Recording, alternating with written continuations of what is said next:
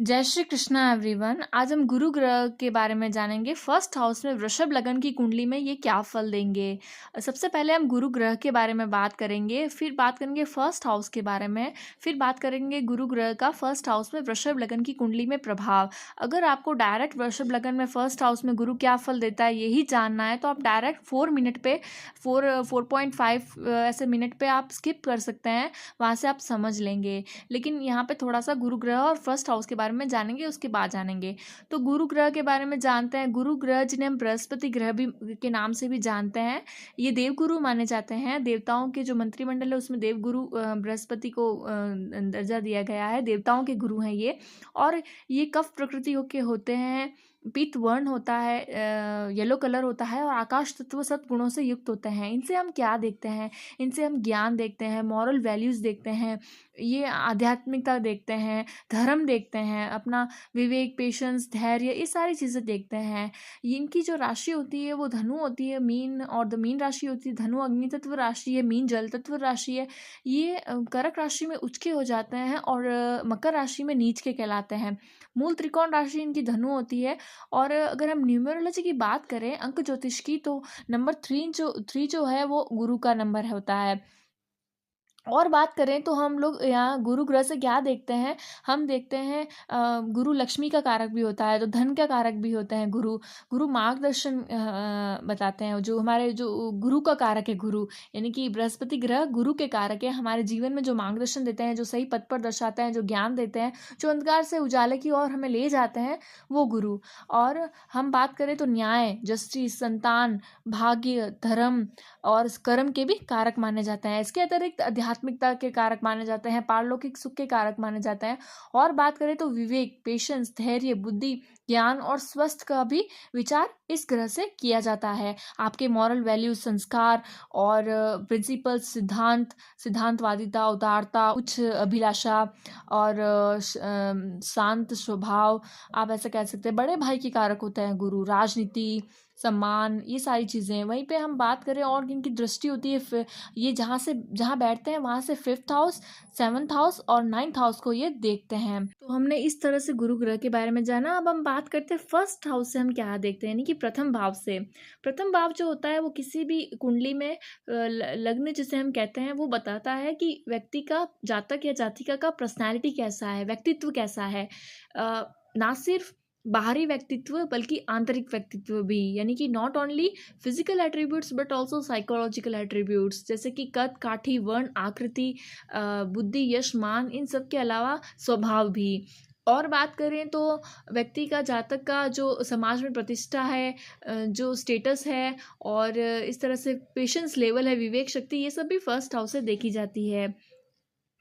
तो first house में जब भी गुरु होते हैं, जब भी बृहस्पति ग्रह फर्स्ट हाउस में होते हैं, अभी तक मैं किसी भी राशि की बात नहीं कर रही हूँ, मैं सिर्फ जनरल प्रेडिक्शन दे रही हूँ कि फर्स्ट हाउस में जब कोई भी बृहस्पति ग्रह होते हैं तो वो जातक को कांतिमान बनाते हैं, एक अच्छी पर्सनैलिटी, एक अच्छा लुक देते हैं, उसके बाद में उनको सुंदर व्यक्तित्व देते हैं, उनका स्वभाव अच्छा होता है इस तरह से। और वो चतुर होते हैं, ज्योतिर्विद होते हैं, एस्ट्रोलॉजर भी हो सकते हैं, विद्वान होते हैं, उदार होते हैं, दयालु होते हैं, सात्विक प्रकृति, जिस तरह से राजसिक, तामसिक और सात्विक 3 तरह की प्रकृति होती है, उस तरह से ये सात्विक प्रकृति के होते हैं। प्योरिटी से रिलेटेड है, सिंप्लिसिटी से रिलेटेड है। वहीं पे आशावादी होते हैं, जीवन में आशाएं रखते हैं और प्रश्नचित्त और ज्ञानी होते हैं। और अगर गुरु ग्रह पॉजिटिव है तो नेगेटिव प्रभाव भी होते हैं, जैसे कि वो उम्र से ज़्यादा व्यक्ति को दिखाते हैं। ज्ञान है तो अहंकार तो होता ही है। अब बात करते हैं वृषभ लगन में गुरु का क्या फल होता है। देखिए, वृषभ लगन की जब हम बात करते हैं तो ये शुक्र का राशि है वृषभ, और ये एक स्थिर लगन है, यानी कि एक स्टेबल है, ये फिक्स्ड है, इस तरह से ना मूवमेंट नहीं है यहाँ पर। अब बात करते हैं कि यहाँ पे गुरु ग्रह क्या प्रभाव देते हैं। ये व्यक्ति को स्वस्थ बनाते हैं, मित्रों से युक्त बनाते हैं, धनी बनाते हैं, प्रिय वक्ता, यानी कि अच्छी बात करने वाले, और कर्तव्य परायण, दयालु, सुखी होते हैं, और विवाह से धन की प्राप्ति होती है इन्हें, और विद्वान होते हैं, दान अथवा इस तरह से धन की प्राप्ति की संभावना इन्हें रहती है, और दान भी खूब करते हैं। 30 वर्ष के पश्चात उन्नति कारक माना देखा गया है। अब बात करते हैं वृषभ लगन में, जब हम देखते हैं गुरु का फर्स्ट हाउस में, तो यहाँ पे दो राशियां इनकी हैं, धनु और मीन, जो कि कहाँ आ रही है। एक धनु राशि जो है अष्टम भाव में आ रही है, जहाँ 9 लिखा हुआ है ये अष्टम भाव है, यहाँ आ रही है। और एक आ रही है एकादशी भाव में, 11 भाव में, जहाँ 12 लिखा हुआ है, मीन राशि।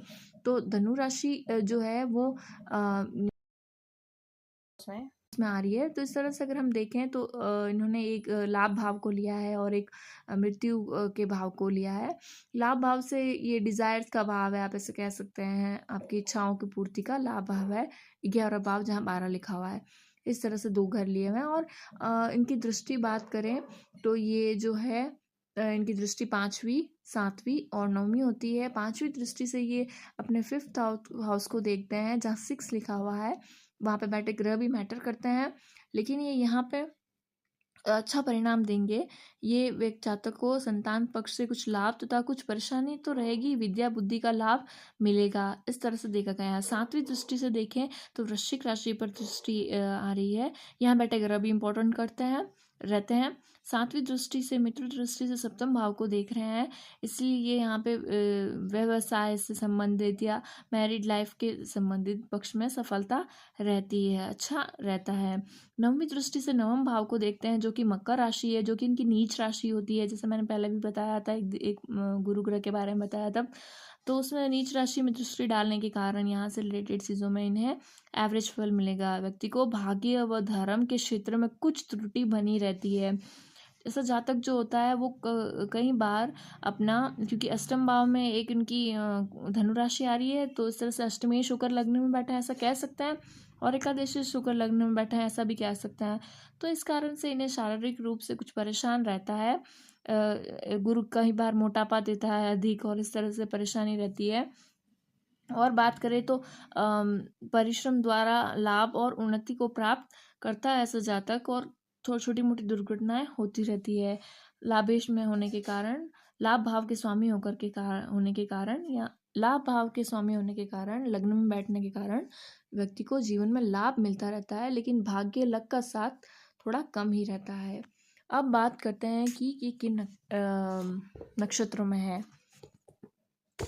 जब गुरु ग्रह वृषभ राशि में होंगे तो ये 3 नक्षत्रों में होंगे, या तो कृतिका नक्षत्र में होंगे, या रोहिणी नक्षत्र में होंगे, या मृगशिरा नक्षत्र में होंगे। गुरु ग्रह जब कृतिका नक्षत्र में होंगे तो सूर्य के नक्षत्र में होते हैं। सूर्य के नक्षत्र में ये यहाँ ज्ञान के साथ सम्मान, कॉन्फिडेंस, ये सब चीज़ें देते हैं, जो कि अच्छा फल प्राप्त करते हैं कृतिका नक्षत्र में। वहीं पे बात करें रोहिणी नक्षत्र की, तो चंद्रमा के नक्षत्र में ये बहुत ही शुभ प्रदान करते हैं। व्यक्ति अपने ज्ञान से, अपने सबसे फेमस होता है, कृतिका नक्षत्र में फेमस होता है।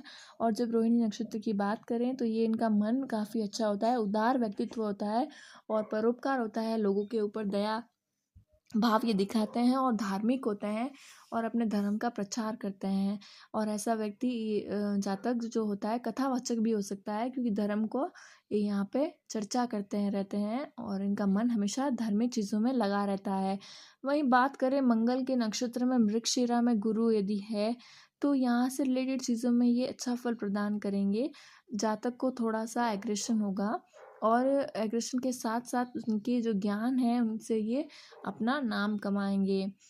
इस तरह से हमने नक्षत्रों के बारे में जाना। और गुरु के साथ अगर कंजक्शन है, यानी कि राहु का कंजक्शन है, या केतु का है, या शनि का है, तो कहीं ना कहीं थोड़ा सा प्रॉब्लमेटिक होता है। जिस तरह से और कोई बात करें हम, तो चंद्र के साथ गुरु का कंजक्शन अच्छा माना जाता है, मंगल के साथ अच्छा माना जाता है। और बात करें तो कहाँ का कंजक्शन हो रहा है, और कौन सी दृष्टि पड़ रही है कौन से ग्रह की गुरु पर, ये भी मैटर करता है उनके नेचर में और उनके लाइफ में।